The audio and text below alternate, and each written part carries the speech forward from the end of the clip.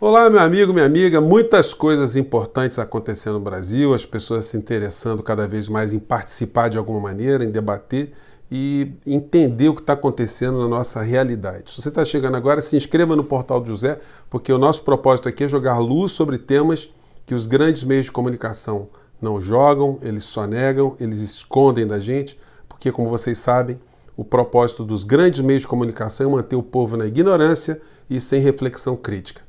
Não é à toa que a gente tem o BBB número 20, né? E eu não errei com o número que eu disse para vocês no programa passado, não. Foram mais de 410 milhões de ligações, contatos, e-mails, zaps e tal, que esse pessoal recebeu no programa, para vocês verem a potência e a força que esse meio de comunicação ainda tem sobre a maioria do povo brasileiro. A economia da gente descendo a ladeira como um trem descarrilhado, e os papos que chamam mais atenção no nosso país são esses assuntos ligados às grandes futilidades. Mas a tragédia continua. E o Brasil é reconhecido até por muitos de nós, né, como a pátria que tem muita gente esperta.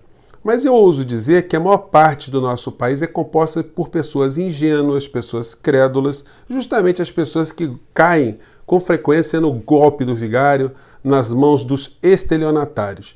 E pior de tudo é quando o estelionato é contra a nação toda, pegando todos os níveis, todas as camadas de pessoas da nossa sociedade. Está acontecendo isso e a gente vai tentar revelar algumas questões para vocês. Em primeiro lugar, muita gente vai perguntar assim, mas a Rede Globo, por exemplo, ela está apoiando o Bolsonaro? Não. Eles estão apoiando a política econômica que Bolsonaro, como presidente da República, está afiançando sem saber exatamente que negócio é esse. Ele mesmo não sabe, ele manda perguntar tudo para o Posto Ipiranga, e o Posto Ipiranga é um posto de estelionato contra o povo brasileiro. Vocês podem ficar pensando assim, José Fernandes está falando do ministro. Olha só, eu não estou falando do ministro enquanto pessoa física. O ministro é, antes de mais nada, um servidor público. Ele não está ali como ministro, como pessoa privada, como uma pessoa que é um empresário e está cuidando dos negócios dele. Não, ele está cuidando dos meus negócios, dos seus negócios, do futuro do povo brasileiro, dos direitos sociais do povo brasileiro, comandados pela área econômica. Então, ele está subordinado à Lei 8.112 de 90, que é o regime jurídico dos servidores federais. Ele é servidor público, sujeito a todas as penalidades e sanções. Então ele não é uma pessoa especial. E, sobretudo, quando ele mente e quando ele quer enganar o povo brasileiro, quer enganar os políticos, as pessoas de todos os níveis, para que os negócios no Brasil sejam feitos para beneficiar pequenos grupos financeiros. Porque o povo brasileiro, até agora, não viu e não verá nenhum tipo de melhora até o último dia de governo Bolsonaro. Por enquanto, só enganação, só engrupindo as pessoas de todos os níveis, porque, como todo grande estelionato, é necessário se ter o dom da palavra, o dom do convencimento, porque senão eles não seriam estelionatários, não é? Gente, o ministro, nessa sua trajetória de contar mentiras, eu já denunciei aqui vários pontos, uma delas aconteceu há 10 meses atrás, e você vai me dar razão se eu estou exagerando ou não. Analise a fala do ministro e analise o que aconteceu, se foi exatamente aquilo que ele disse para nós. Essas trajetórias todas. Detalhe, ele está falando aqui, ele está respondendo uma pergunta do deputado Kim Kataguiri sobre a reforma da Previdência, quais eram as perspectivas, né? E dizia o ministro para convencer os deputados que a reforma da Previdência era muito benéfica para o povo e para o Brasil. Vamos lá. Se você fizer uma reforma forte, ela já bota o Brasil para crescer, porque vão disparar, os investimentos vão ser disparados. Em quanto tempo? Imediatamente começam os investimentos. Porque o que está acontecendo? Hoje está tudo bloqueado e represado, esperando se nós vamos fazer ou não um horizonte de 10, 15, 20 anos. E justamente bolsa, dólar, isso tudo na verdade é antecipação. Eles ficam ali antecipando, vai ter ou não vai ter, vai ter ou não vai ter. E os investimentos de verdade, que é o que interessa, porque a bolsa é só um sinalizador de futuro, o que interessa mesmo, os investimentos de verdade estão esperando clarear esse horizonte para eles serem disparados. E tem muita coisa vindo para óleo e gás, para óleo, petróleo e gás. tem muita coisa vindo para infraestrutura, tem muita coisa vindo para saneamento, quer dizer, está tudo preparado, basta a gente abrir esse horizonte de investimento e vem com tudo. E a gente vai... Olha só, o horizonte de investimentos não foi aberto, ele foi arreganhado, né? A reforma da Previdência foi aprovada como o governo queria, teve ali uma rusguinha, uma coisinha ou outra ali que ficou, mas a proposta toda passou de uma forma avassaladora. Eu pergunto para vocês, que investimento está vindo para o Brasil? Vocês estão vendo empresas anunciando investimentos? Vocês estão vendo já os canteiros de obra se movimentando? A gente está vendo notícias? A gente está vendo grandes parcerias internacionais? O que a gente está vendo é exatamente o contrário. A evasão de divisas, o Brasil ficando cada vez mais com a sua economia dependente e em frangalhos, o desemprego aumentando, a uberização da mão de obra acontecendo de uma forma avassaladora e o Brasil se transformando na República das Marmitas, a Marmitolândia. Nós temos aqui uma espécie de marmitocracia, né? As pessoas se virando para conseguirem sobreviver no nosso país. Mas o ministro ele não engabelou, não enganou somente deputados crédulos, não.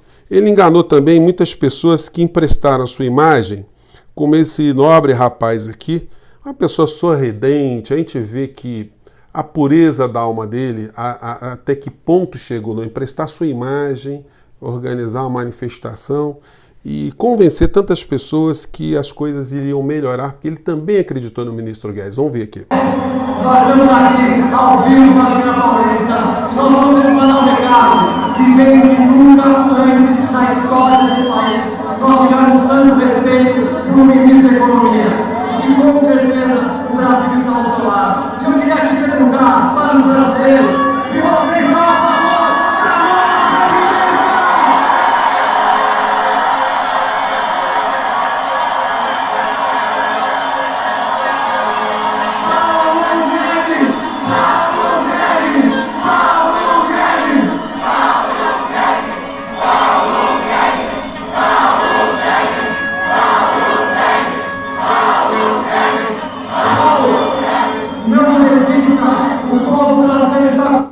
O rapaz está muito sorridente. Dia 15 de março aí eles estão querendo fazer outra manifestação. Será que eles vão conseguir juntar tanta gente para gritar o nome do ministro com essa não vinda de capitais, com a reforma da Previdência que tirou direito dessas pessoas, com o dólar batendo 4,58, com o combustível, as tarifas todas que estão aí em vias de subirem, o desemprego gigantesco e a marmitocracia crescendo? Será que as pessoas irão nessa manifestação dia 15? Bom, tá aí a cara do nosso amigo, quem mandou, né? A gente, quando vai prestar apoio a uma pessoa que a gente não conhece, a gente tem que dar sorte, né? Porque se o cara for um picareta, for um salafrário, a gente emprestou nosso nome em vão, né? A reforma da Previdência, ela não foi aprovada só porque o povo estava alegrinho lá em praça pública, não. O governo liberou pelo menos 4 bilhões e 300 milhões de reais em verbas para emendas dos deputados. O que está acontecendo agora, e está tendo maior quiprocola na Câmara, é que o governo não pagou a sua promessa, né? Deu calote em muito deputado. Então eles estão meio nervosinhos, estão ali tentando discutir. E ontem fecharam um acordo, que o governo diz que não faz acordo, mas tem lá os seus articuladores para fazer o acordo. Porque a reforma da Previdência foi aprovada porque rolou esse tipo de suborno explícito para que os deputados ferrassem o povo brasileiro, porque eles vão arcar com o ônus dessa desgraça toda, né? Então, esse governo é o governo do grande engodo e o dólar bateu R$ 4,58, embora a Rede Globo de televisão, sempre minimizando o peso da desgraça, porque eles apoiam a política econômica desse governo, porque eles são sócios em muitos negócios, né? E eles, de um certo modo, estão numa saia justa porque eles querem garantir a permanência de Bolsonaro até o final de pelo menos de 2020, até dia 31 de dezembro, porque se Bolsonaro saísse antes, nós teríamos uma nova eleição aqui no Brasil e ninguém quer correr risco de entrar algum grupo político que não aplique a política entreguista na área econômica de Paulo Guedes. Então eles vão segurar Bolsonaro, custe o que custar, até dia 31 de dezembro, e aí entraria, se Bolsonaro sair, o Mourão, E aí, gente, a gente está diante de um profissional, alguém que vai entregar ao Brasil sem essa farofa toda, esse picadeiro todo que o presidente da República organiza com sua família e com seus apoiadores, né? Esse bando de gente aí muito complicada. E a gente ficaria no seguinte dilema: vamos ficar com Satanás ou Lúcifer? Esse, infelizmente, é o nosso dilema. Quem ganhar ou quem permanecer é o inferno que vai estar no poder.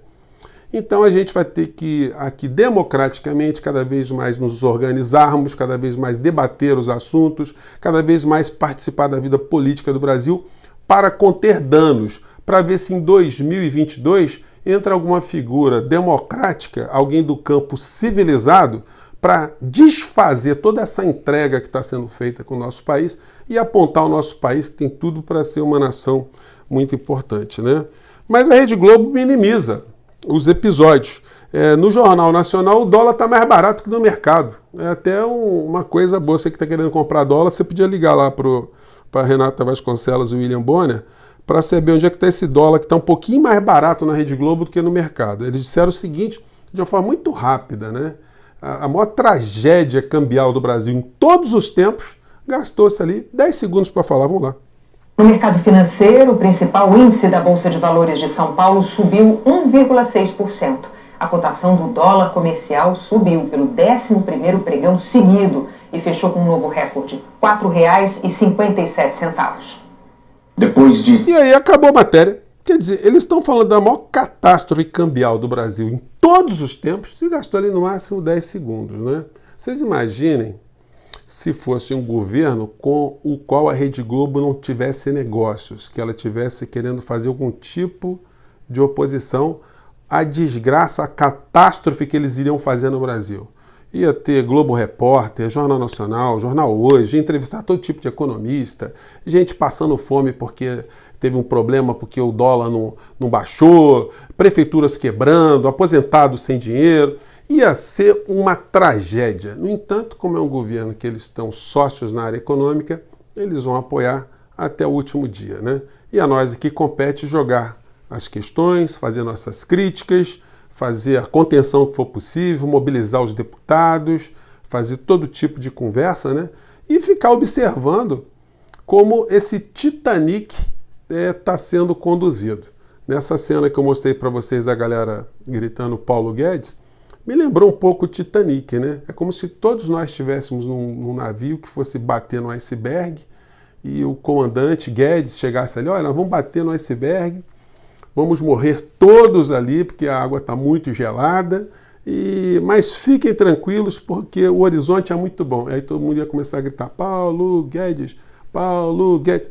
Gente, é a metáfora ridícula que me ocorreu, mas diante do quadro tão grave, e de tantas palhaçadas que esse governo realiza, somente imagens ridículas para tentar convencer algumas pessoas de como elas fizeram o papel de trouxa ao acreditar em Paulo Guedes e na política econômica que jogou o Brasil nessa condição que nós estamos hoje. Gente, eu fico por aqui, um grande abraço, até o próximo vídeo.